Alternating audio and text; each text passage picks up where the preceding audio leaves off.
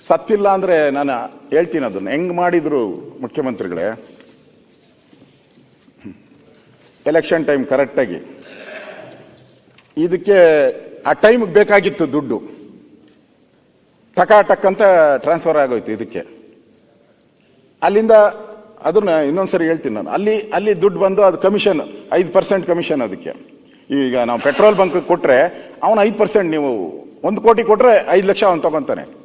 Wine ಸ್ಟೋರ್ಗೆ ನೀವು ದುಡ್ಡು ಕೊಟ್ಟರೆ ಅವನ 5%, ಚಿನ್ನದ ಅಂಗಡಿಗೆ ಕೊಟ್ಟರೆ ಅವನ 5%, ಹಿಂಗೆ ತಗೊಂಡು ಅಷ್ಟು ದುಡ್ಡನ್ನು ಕೂಡ ಅಲ್ಲಿಗೆ ಹೋಗುವಂಥದ್ದಕ್ಕೆ ಮಾಡಿದ್ದಾರೆ. ಹೌದು ಹೌದು, ನನಗೆ ಜಾಸ್ತಿ ಇದೆ, ಅದಕ್ಕೆ 187 ಕೋಟಿ ಲೂಟಿ ಹೊಡೆದಿರೋದು.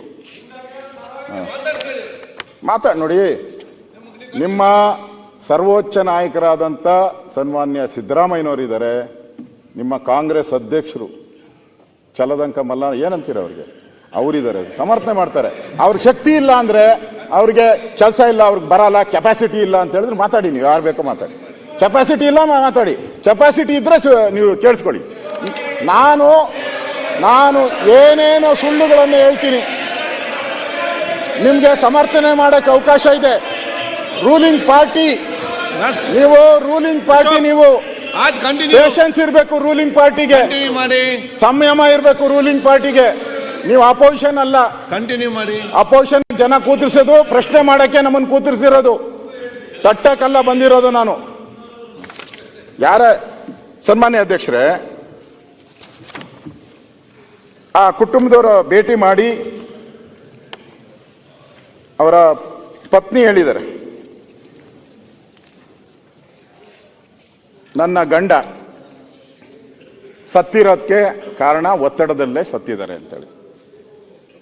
ಮತ್ತೆ ಹೇಳಿದ್ದಾರೆ, ನೋಡಿ ನನ್ನ ಗಂಡ ಕಳ್ತನ ಮಾಡಬೇಕು ಅಂತಿದ್ರೆ ಇಷ್ಟು 187 ಕೋಟಿ ಹಗರಣ. ಇದು ಅವ್ರ ಮನೆ ಕಟ್ಟಿರೋದು ಇವಾಗಲ್ಲ, ಪಿತ್ತಾರ್ಜಿತ ಆಸ್ತಿ ಅನ್ಸುತ್ತೆ, ಹಿಂದೆ ಭಾಳ ಹಿಂದೆ ಕಟ್ಟಿರೋದು ಮನೆ, ಅದು ಹಳೆ ಮನೆ.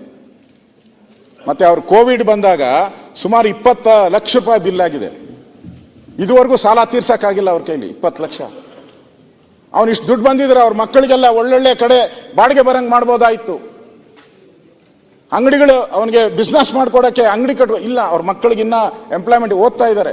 ಈ ಹೆಣ್ಣುಮಗಳೂ ಕೂಡ ಇವತ್ತು ಕ್ಯಾಶುಯಲ್ ಲೇಬರ್ ಆಗಿ ಕೆಲಸ ಮಾಡ್ತಾ ಇದ್ದಾರೆ. ಹೆಣ್ಮಕ್ಳು ಕ್ಯಾಶುಯಲ್ ಲೇಬರ್ ಆಗಿ ಕೆಲಸ ಮಾಡ್ತಾ ಇದ್ದಾರೆ. ಅವ್ರು ಹೇಳಿದ್ದು, ನಾನು ಒಂದು ನಯಾ ಪೈಸೆ, ನಾವು ಇಷ್ಟೆಲ್ಲ ದುಡ್ಡು ನನಗೆ ಸಿಕ್ಕಿದ್ರೆ ನಾವು ಹೆಂಗೋ ಬದುಕ್ತಾ ಇದ್ರಿ. 8,000 ರೂಪಾಯಿ ಪಗಾರ ಅವ್ರಿಗೆ, 8,000 ರೂಪಾಯಿ ಹಣ ಬರ್ತಾ ಇದೆ ಅಷ್ಟೇ. ಅವ್ರಿಗೆ ಏನೋ ಕೋಪನೋ ಏನೋ ಗೊತ್ತಿಲ್ಲ ಸರ್ಕಾರದ ಮೇಲೆ. ಸತ್ತು ಇಷ್ಟು ದಿನ ಆಯಿತು, PF ಕೊಟ್ಟಿಲ್ಲ, ಇನ್ನೊಂದು ಯಾವುದೋ ಗ್ರ್ಯಾಜುಯಿಟಿ ಕೊಟ್ಟಿಲ್ಲ. ನಾಳೆ ಬಾ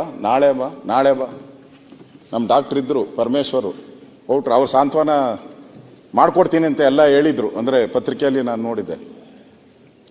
ಆ ಕಷ್ಟದಲ್ಲಿ ಇದ್ದಾಳೆ ಜೀವಿ. ನಾನು ಹೇಳ್ತೀನಿ, ಅವನು ಭ್ರಷ್ಟಾಚಾರ ಮನುಷ್ಯ ಅಲ್ಲೇ ಅಲ್ಲ, ಅವ್ರ ಮನೆ ನೋಡಿದ್ರು ಅಲ್ಲ, ಅವ್ರ ಕುಟುಂಬ ನೋಡಿದ್ರು ಅಲ್ಲ, ಅವ್ರಿರೋ ಪರಿಸ್ಥಿತಿನೂ ನೋಡಿದ್ರಲ್ಲ, ಇನ್ನೆಲ್ಲಿಟ್ಟಿರ್ತಾನೆ ದುಡ್ಡು. ಅವ್ರ ತಾಯಿ ಇನ್ನೊಂದು ಹೇಳಿದ್ರು, ನಮ್ಮ ಮನೇಲಿ ಬಂದು ಲ್ಯಾಪ್ಟಾಪ್ ಸೀಸ್ ಮಾಡಿದ್ರು ಪೊಲೀಸರು, ಮೊಬೈಲ್ ಸೀಸ್ ಮಾಡಿದ್ರು. ನಾನು ಅದರಲ್ಲಿ ಏನಿದೆ ತೋರಿಸಿ ಅಂದರು. ಅವರು ಪೊಲೀಸರು ಹೇಳಿದ್ರು, ಅಮ್ಮ ಇದನ್ನು ನಾವು ನೋಡಲ್ಲ, ನೀವು ನೋಡಬೇಡ್ರಿ, ನಾವು ಸೀದಾ ಇದನ್ನು ತಗೊಂಡೋಗಿ ಕೋರ್ಟ್ಗೆ ಕೊಡ್ತೀರಿ ಅಂದರು. ಯಾರನ ನಂಬ್ತಾರ? ಇನ್ವೆಸ್ಟಿಗೇಷನ್ ಮಾಡೋರು ನೋಡಬೇಕಲ್ಲ. ಇವತ್ತಿಗೂ ನನಗೆ ಡೌಟ್ ಇದೆ, ಅದರಲ್ಲಿ ಏನೇನು ಡಿಲೀಟ್ ಮಾಡಿದಾರೋ ಏನೇನೋ ಗೊತ್ತಿಲ್ಲ ನನಗೆ. ಆ ಲ್ಯಾಪ್ಟಾಪ್ನಲ್ಲಿ ಏನೇನಿತ್ತು, ಏನೇನು ಡಿಲೀಟ್ ಮಾಡಿದ್ದಾರೆ, ಅವ್ರ ಫೋನ್ ಕಾಲು ಯಾರ್ಯಾರು ಬಂದಿತ್ತು, ಅವತ್ತು ಒತ್ತಡ ಯಾಕಾಯಿತು, ಅವ್ರು ಯಾಕೆ ಆತ್ಮಹತ್ಯೆ ಮಾಡ್ಕೊಂಡ್ರು, ಆತ್ಮಹತ್ಯೆಗೆ ಮುಂಚೆ ಯಾರು ಕಾಲ್ ಬಂದಿತ್ತು, ಯಾರು ಪ್ರೆಷರ್ ಹಾಕಿದ್ರು, ಇದಕ್ಕೆಲ್ಲ ಪ್ರಶ್ನೆ ಸಿಗೋದು ಆ ಮೊಬೈಲಲ್ಲೇ. ಆ ಮೊಬೈಲೂ ಪೊಲೀಸವ್ರ ಹತ್ರ ಐತೆ ಈಗ.